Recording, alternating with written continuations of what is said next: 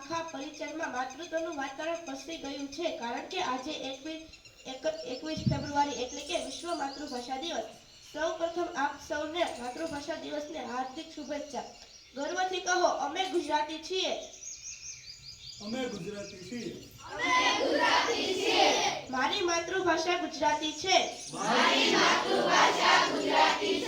આજે માતૃભાષા દિવસ છે, પણ વિશ્વ માતૃભાષા દિવસ એટલે દુનિયાના બોલાતી લગભગ 6500 માતૃભાષાને વંદના કરવાનો અને તેમના સન્માન આપવાનો દિવસ. આ દિવસની શરૂઆત યુનેસ્કો દ્વારા 1999 થી કરવામાં આવી. 21 ફેબ્રુઆરી 1952માં ઢાકામાં તેમાં કેટલાક લોકોએ પોતાનું જીવન બલિદાન આપ્યું હતું. પોતાની સંસ્કૃતિ અને વારસા સમાન ભાષા માટે બલિદાન આપનાર લોકોની યાદમાં અને દરેક ભાષાના સંરક્ષણ માટે આજનો દિવસ ઉજવવામાં આવે છે. હું વિનંતી કરીશ ધોરણ 8 ની વિદ્યાર્થી વાળા વિદ્યા કે તે આપણી માતૃભાષાના આદિ માતૃભાષા વિશે પોતાનું વક્તવ્ય રજૂ કરે. નમસ્કાર, સૌને સુપ્રભાત અને માતૃભાષા દિવસની બધાને શુભકામનાઓ. આમ તો માતૃભાષા દિવસ નિમિત્તે આપણે સૌ અહીં આપણી માતૃભાષા અને ગુજરાતી ભાષાનું મહત્વ, ગુજરાતી ભાષા જેમના લીધે ટકી અને ગૌરવશાળી બની તેવા કવિઓ અને લેખકો વિશે પરિચય મેળવીશું. તેમને વંદના કરવાના છીએ, પરંતુ તે પહેલા આપણી માતૃભાષા, આપણી ભાષા, સાંસ્કૃતિક ભાષા, ગુજરાતી ભાષા જેમના ભાષા દેવોની ભાષા પણ સૌ પ્રથમ નમન કરું છું કે જેમાંથી દુનિયાના અનેક ભાષાઓ અસ્તિત્વમાં આવી. સાંસ્કૃતિક ભાષા ગુજરાતી ભાષાની પણ જનની માતા કહે છે, એટલે પ્રાચીનતમ ભાષાના ચરણોમાં શત વંદન. વિચારે ફૂલે 100 ગણી મારી છાતી, હું અને મારી માતૃભાષા બંને ગુજરાતી.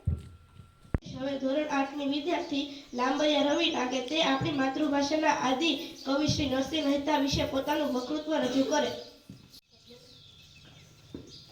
નરસિંહ મહેતાનો જન્મ ભાવનગર જિલ્લાના તળાજા ગામમાં ઈસવીસન 1414માં નાગર બ્રાહ્મણો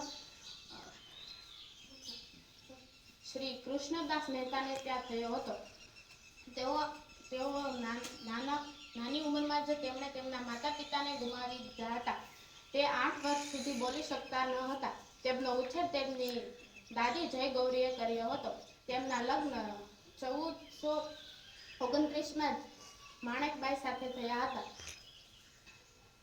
આ યુગલ નરસિંહ મહેતા તેમના ભાઈ બંસીધરને ત્યાં જૂનાગઢ રહેતું હતું. તેમને શામળદાસ નામનો પુત્ર અને કુંવરબાઈ નામની પુત્રી હતી.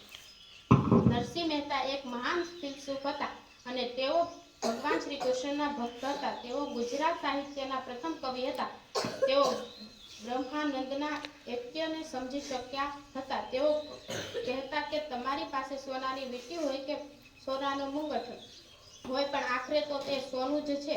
એવી જ રીતે બ્રહ્માનંદમાં લીન થઈને તત્વો એમાં આપણો સૌનો માતૃભાષા એટલે દર્પણમાં જોઈને બોલી શકાય તેવી ભાષા. આપણી માએ આપણી સાથે જે ભાષામાં વાત કરી તે ભાષા.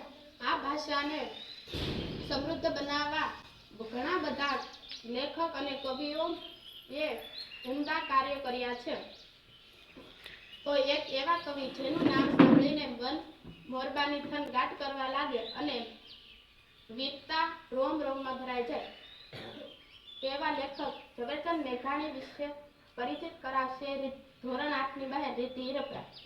તેનો જન્મ 28 ઓગસ્ટ 1896ના સુરેન્દ્રનગર જિલ્લાના ચોટીલા ગામમાં થયો હતો.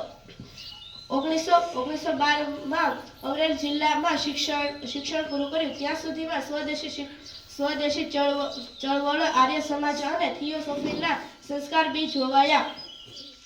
1918માં કૌટુંબિક કારણે ઓચિંતા કોલકાતા જઈ ચડ્યા. શિક્ષકગીરી M.A. નો અભ્યાસ રજળ્યો. એલ્યુમિનિયમના એક કારખાનામાં નોકરી સ્વીકારી. બંગાળ સાહિત્યના પરિચય પરિશીલ આરંભાયા. વહેલું ગીત દીવડો ઝાંખો બળે રચાયું. 1929માં સૌરાષ્ટ્રની રસધારનો પહેલો ભાગ બહાર પડ્યો અને લેખક તરીકે જાણીતા થયા.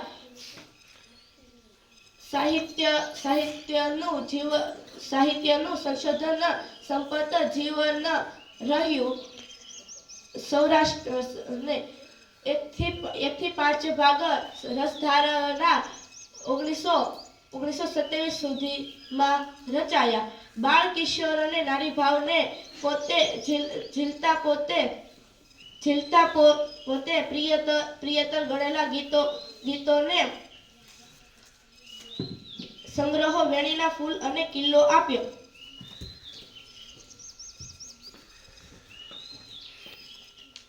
ઝવેરચંદ મેઘાણીનું ઉપનામ રાષ્ટ્રીય શાયર, સાહિત્ય યાત્રી, વિલાપી શાયર. એવા કવિ, ગીતકાર, લેખક અને કલાકારની વાતો સાંભળવાની છે જે મહુવા મજાદારમાં જન્મ્યા હતા. સારણ સાહિત્યના ધુરંધર કવિ દુલાભાઈ કાગ વિશે રિદ્ધિ ઝીંઝવાડિયા માહિતી લઈને આવે છે.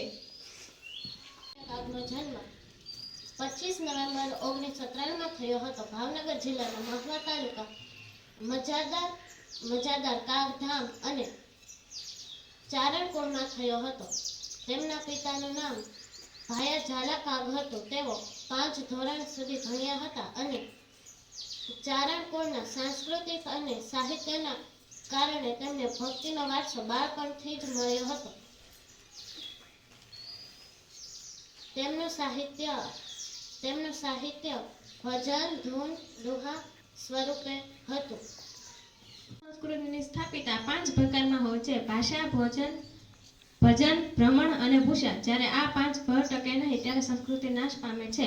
ભાષાને ટકાવવી પણ ખૂબ જ જરૂરી છે. તો ભાષાને ટકાવનાર એક કવિ અને લેખક સુંદરમ વિશે સુંદર વાતો કરશે ધોરણ 6ની વિદ્યાર્થીની ઋત્વિજ લાંબરિયા. ભગવાનદાસ લોહાર સુંદરમ. તેમનો જન્મ 22 માર્ચ 1908ના રોજ ભરૂચ જિલ્લાના ગુજરાતના મિયા માતર ગામમાં થયું હતું. તેમણે પ્રાથમિક શિક્ષણ માતર ગામમાં પૂરું કર્યું. અંગ્રેજી માધ્યમમાં 5 ગ્રેડ તેઓએ આમોદ ખાતે પૂર્ણ કર્યું. ત્યારબાદ તેમણે ભરૂચમાં આવીને છોટુભાઈ પુરાણીના રાષ્ટ્રીય ન્યૂ ઇંગ્લિશ શાળામાં અભ્યાસ કર્યો.